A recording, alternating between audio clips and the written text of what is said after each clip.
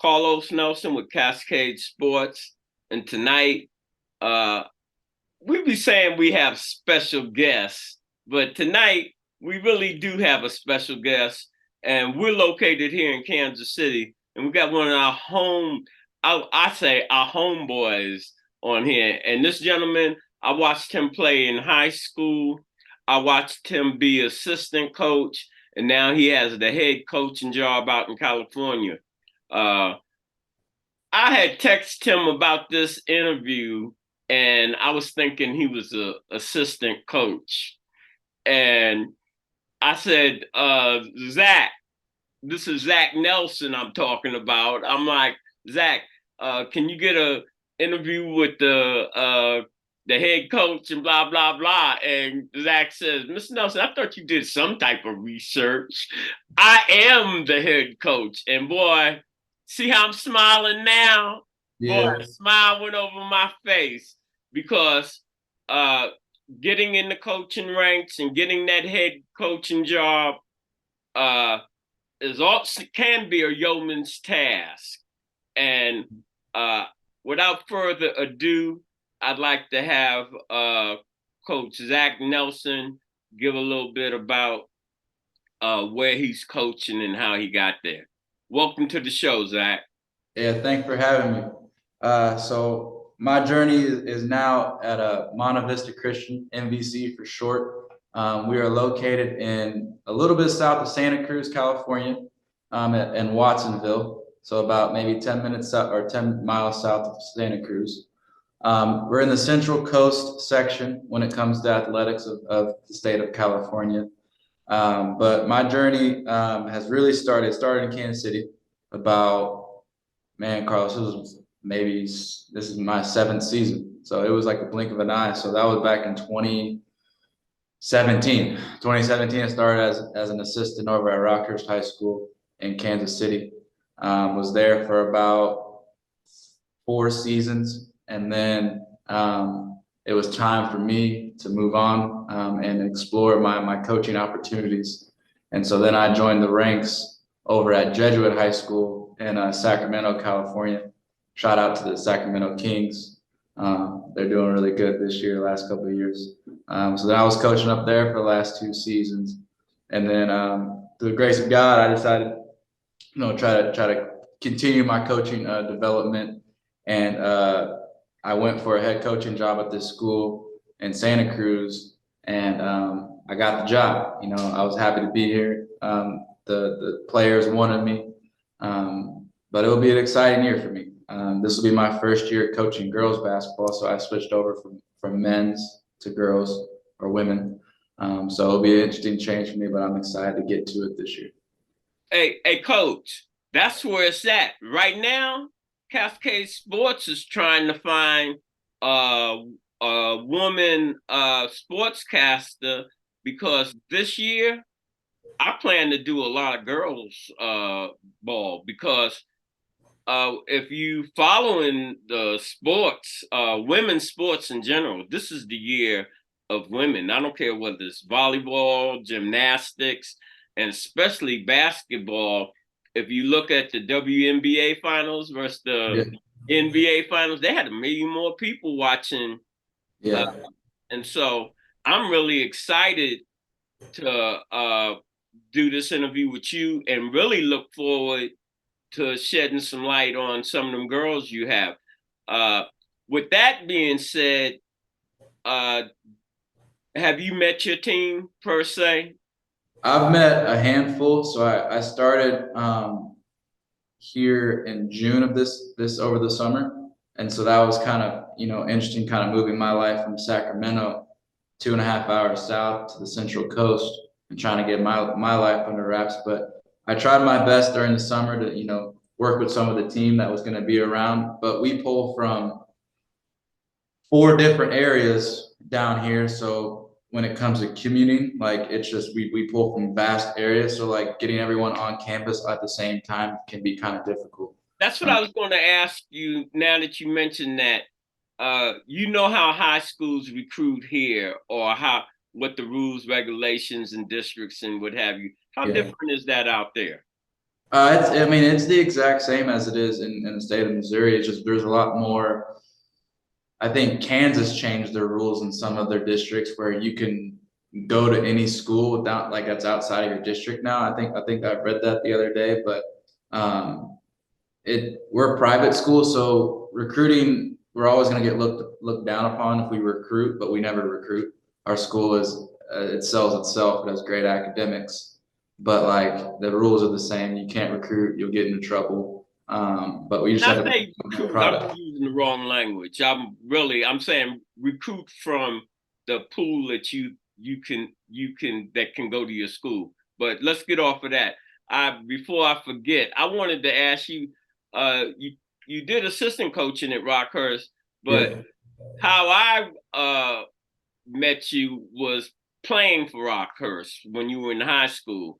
Were you on that championship team? I can't remember. Oh, I started on that team. That's what I'm talking about. You just skimmed all the way over that. I started Yeah. at Rockhurst. Yeah, I didn't. I played and we won our state championship. That's what I'm talking about. Yeah. I got a ring for that. And And so, then I went to a national tournament in college for 2 years. That was fun too. So I got some success behind me. yeah, what my point bringing all of that out is not that you had some success, that you done paid your damn dues Yeah. all the way up the ranks to do this coaching. It's like you've been playing basketball, biddy ball, all the way up and won a championship, and you have been coached by some good coaches I that have. you've learned. And so now it's like this, spotlight's on you. So how do you feel that changing from boys to girls will affect your coaching ability, or will it at I all? don't I don't think it's gonna affect it. I think it's gonna elevate it a little bit because now I got to maybe we're not playing above the rim, so we can't have any alley-oop plays in there, but it's just more strategy. And so it's challenging my mind and how to get these girls in the right position for them to be successful, which is just maybe just a little step further than guys because guys have, athletic ability that can just separate themselves regardless. Because when I was in Sacramento, I had the pleasure of being a part of a team that had a McDonald's All-American. And so like that's easy just to roll a ball out to him and just say, go score. Because he's one of the top 24 players in the nation. We don't have that. So especially at the girls level, we just got to be more strategic about what we can do. And then the rules are different. There's no backcourt violation in high school basketball out here. There's a shot clock. They changed the rules a little bit. So all What's my the thought shot clock? process. What? How many seconds is on the shot clock? 24 seconds? 30. 30 seconds 30. on the shot clock? Yeah. Uh, what's the tallest girl you think you're gonna have? She's about 5'11". 5'11"? Boy, Yeah. you in trouble, bro. Only if we went out to Southern California, but we got a bunch of athletes, and I think we'll be fine in that regard. All right. Well, hold it. I know what athletes will do to still the will, running Yeah, to death, defensive yeah, to death, yeah. being We got a top bunch of flight them. shape. When you said athletes, I'm looking at where you going with the team that you have and the talent you have. Uh, Yeah, what was their record in the past, Coach? I think last year they were like 9-17. They weren't very competitive, I would say, to where I would like. I mean, they did okay in their league, but that's why I'm here to kind of change the culture a little bit and instill some of my values. I mean, you watched my team in high school. Did we have any 6'8" guys on our team? Oh no, y'all! I said y'all, Yeah, y'all I've ran seen them it where they happen. couldn't breathe. Yeah, height will win you some games, but height ain't gonna win you a championship. It's that defense, that togetherness is when you gonna win you a championship. So that's what I'm trying to bring. So have they? Uh, do you know whether your girls have been doing anything off season? Um, we have a mixture. I mean, we have some girls that run cross country. We have some girls that play basketball, softball. So we just have a bunch of girls that just play other sports, and um, so yeah, they've been busy. I mean, I give them opportunities to get into the gym, but I can only do so much with our rules. during the off season. It's a little different when it comes to off season work. How are you gelling with the administration out there? Oh, I love it. I mean, they're very supportive. They're happy that I'm here. I've had nothing but support since I've got here. It's a great community. It's really a good family oriented community. Like they like help me find a place to live. Let's just I say was like. just getting ready to go into your personal life. That you got married yet? No, I'm not married yet. All One of right. these days. One of these days. I gotta put my job first right now. All right, I'm saying you getting settled as a young man, and boy, being a head coach, being single, getting settled, you right out there where there's some action. Hopefully, they're giving you a decent salary because I know it costs $1 million to live out there. Yes, the Central Coast is probably the one of the more expensive places to live, but it has its perks. I mean, I got ocean view, so I can't complain. When is the last time you've been back here in Kansas City? I was in for a wedding in June. I was back there for a wedding. One of my buddies got married. I don't know if you remember Tory Miller.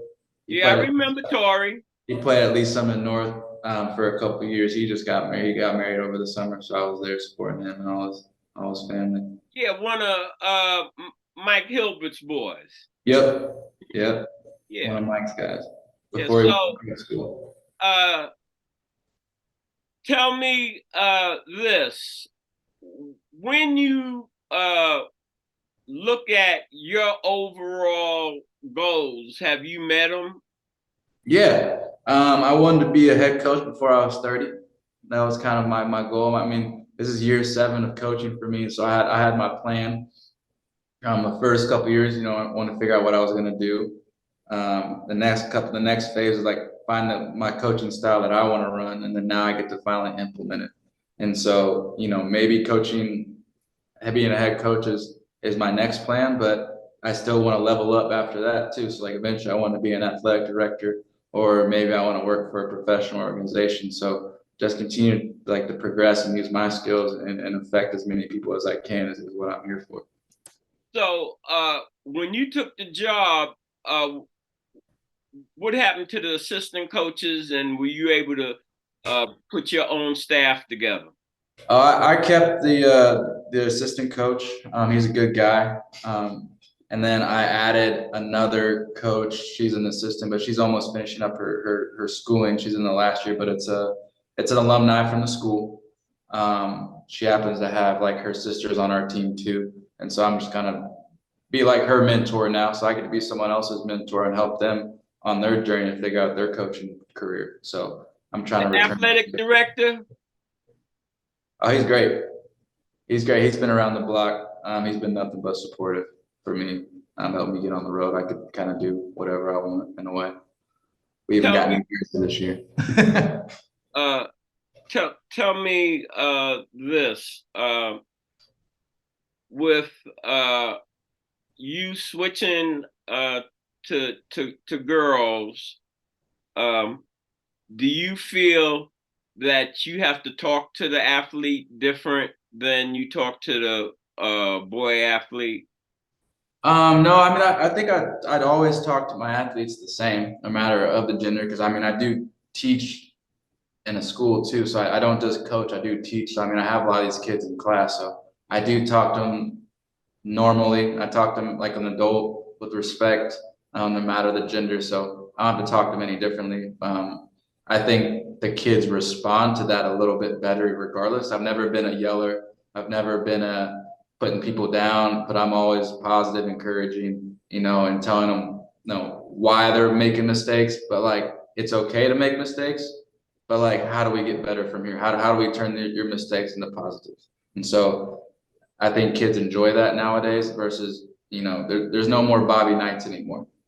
There's no more of that. He just had a birthday or something that they were celebrating Yeah. yesterday, a couple of days ago. Last but not least, what would you tell a young player, female or male, that is looking to follow somewhat in your footsteps and thousands of other coaches' footsteps, about what they need to be doing to prepare themselves if they're in middle school, junior high school, or high school or college that want to be a coach? Shoot, I think the coaching life chooses you. I don't think anyone wants to wake up and be a coach. When you're playing, your goal is to be in the NBA. So, I would just say that for a player's perspective, have faith in God. Persevere, push through, grind, compete. Let God take care of the rest of it. Let Him figure that out for you. He'll take care of you if you have a little bit of faith. But work on your craft, grind, absorb information, make connections. Because I think the biggest thing that I've learned moving from Kansas City to Sacramento is just the connection, the people that I met, even on the West Coast. I mean, I work for the Sacramento Kings in my part-time. I mean, I made connections through that. I know people, I've met more people in 2 years than I ever met in Kansas City. And that's just amazing. And so the more times you can get outside your comfort zone and make yourself uncomfortable and put yourself in more situations, the more good can come out of that. And so that's what I would say, or at least for a player's perspective. That's what I was. I told you I was talking to Coach Randy Ferris earlier today, Yeah. and was telling him I was having you on. And he was like, "No, I don't know Zach." I was like, "Yeah, Zach." No, he was up under Nussbaum, and then he was up under Pete Campbell as assistant coach. Oh yeah, I remember Zach. But then I went on to say, do you remember that the coach that was coaching Lincoln Prep with when they had their championship season? He's out in California also. The point being, who you know is your currency in life. And when like me doing these interviews, once upon a time I just fundamentally did Kansas City, but I've met so many different people, and expanding your acquaintances and what have you can really be beneficial when you're trying to build a career, company, or anything else. Yeah. So, on closing, what would you have to say to our audience on closing, and your audience out there in California? I mean, first off, I gotta thank my mom for giving me all the tools I need to be successful in life. Gotta thank mom for that. But in closing, I hope everyone can tune in to these Monte Vista Mustangs this year, because we're gonna shake it up in the Central Coast. And for everyone else, just have a little bit of faith. Keep grinding, persevere with whatever you got going on, and it's always gonna get better. All right, I'm looking forward to the season starting so that I can get some interviews at least with your starting five and whoever's coming off the bench raising a little hell, hopefully. Yeah. And I'm looking to get that done by the end of November, going into December. You should be. We should have something coming in probably by December. I mean, we got a lot of things going on before Thanksgiving, but December will probably be a little bit better for us. You have any plans coming back to the city anytime soon? Probably not until springtime. Probably try to reach grandma's birthday this year. I was just getting ready to get on your family again.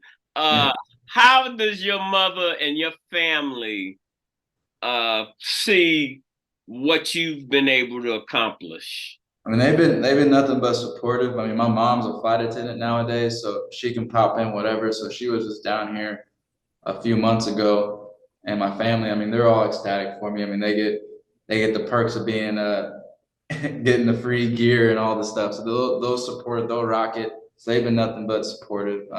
It's just now they got a cool place to come visit. Not many people get to come visit the Central Coast or come to Santa Cruz and live that Central Coast beach life, because I'm basically in a beach town now, so it's a little different down here. You get a chance to work out yourself? Oh yeah, I work out every day. All right, that's what's up. Hey, Coach, I'm stealing a line from one of my other hosts. He always closes with this: "It's a plum pleasing pleasure having you on the show." I'll be like, cut that nicety stuff out, man. We snively whiplash around here, pin Sweet Nell to the tracks, wait for Deadly Do Right to come and free her. So I love talking to you. I I love seeing you grow into manhood. And then on top of that, with the cherry, you getting this coaching job. Because when you didn't get that coaching job at Rockhurst, I was like, man, he got to be crushed. But you weren't crushed. What you did is like, hey, I'm getting up out of Dodge. There's more ways to skin this cat than one. Yeah. Said I went to California. Hold it. Hey, Zach.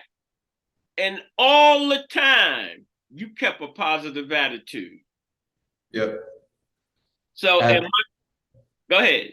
I say you have to keep a positive attitude because, I mean, there's more to life. I mean, one setback doesn't mean your door closes. You just got to keep going. That's not your time. That's why that So, in my closing, as we always close, when you invest in your community, you're really just investing in yourself. And for all you chumps out there, Cascade Sports, we go hard in the paint. This program is brought to you by the City of Fountains Coaches Association.